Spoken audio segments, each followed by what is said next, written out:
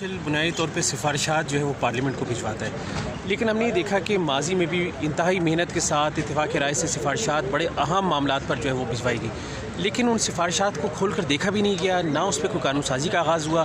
تو اس پہ کوئی بات ہوئی، کوئی پیش رفت؟ دو حوالے ہیں جی، ایک تو یہ ہے کہ جو قانون سازی کا عمل ہے پارلیمنٹ کے ذریعے، تو وہ پھر آپ کو پتہ ہے، آپ سے زیادہ بہتر کون جانتا ہے کہ وہ اسٹینڈنگ کمیٹیز کے پاس جاتا ہے۔ تو اسٹینڈنگ کمیٹیز میں جو ہماری ان پٹ ہوتی ہے وہ تو یقیناً قانون میں بڑا اہم اس کا رول ہوتا ہے، وہ معاملات ہمارے ٹھیک ہیں، اطمینان بخش۔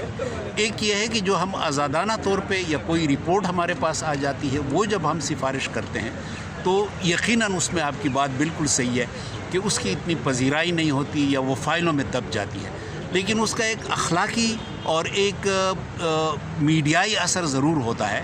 اب مثلاً جس طرح نیب کے بارے میں ہم نے رپورٹ دی، تو مجھے امید ہے کہ آج کل جو اس وقت نیب کے بارے میں صورتحال بن رہی ہے اور اپوزیشن اور حکومت کے درمیان، تو مجھے امید ہے کہ ہماری جو رپورٹ ہے اس کو بھی یقیناً پذیرائی ملے گی۔ تو اس حوالے سے جو سفارشات ہیں اس پہ عمل درآمد ہو یا یہ کہ انہیں کم سے کم دیکھا تو جائے، تو آپ اسپیکر صاحب سے، چیئرمین سینیٹ، ان سے بھی کوئی رابطہ کر رہے ہیں؟ وزارت قانون کے ساتھ ہمارا مسلسل رابطہ ہے، کوئی پیش رفت ہوئی اس میں؟ کافی بڑی انہوں نے امید دلائی ہے، اور اس وقت صورتحال یہ ہے کہ وہ یعنی ایکٹیولی ہمیں انگیج رکھ رہے ہیں۔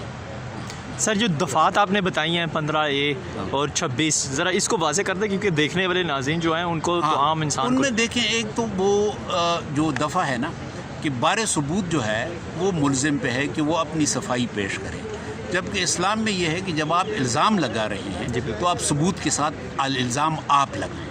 جی بالکل۔ دوسری بات یہ ہے کہ اس میں پلی بارگین ہے کہ آپ نے، اگر آپ پہ ثابت ہو جائے کہ آپ نے اتنے پیسے چوری کیے ہیں تو کچھ پیسے دے دیں اور باقی معاف ہو جائیں۔ اور ایک یہ ہے تیسری بات، وعدہ معاف گواہ۔ تو وعدہ معاف گواہ تو جرم میں شریک بندہ ہے، تو اس نے اگر مان لیا کہ جی ہم نے مل کے یہ چوری کی ہے تو اس کو تو سزا ہونی چاہیے، بجائے اس کی کہ اس کو انعام دیں۔ تو یہ تین تو مینلی وہ بڑے دفعات ہیں جو خلاف اسلام ہیں۔ باقی جو عمومی ملاحظات ہیں وہ یہ ہیں کہ کس طرح ملزم کو آپ مجرم بنا کے پیش کرتے ہیں، کس طرح آپ ان کی بے عزتی کرتے ہیں، تو انسانی جو تکریم ہے اس کی خلاف ورزی کرتے ہیں۔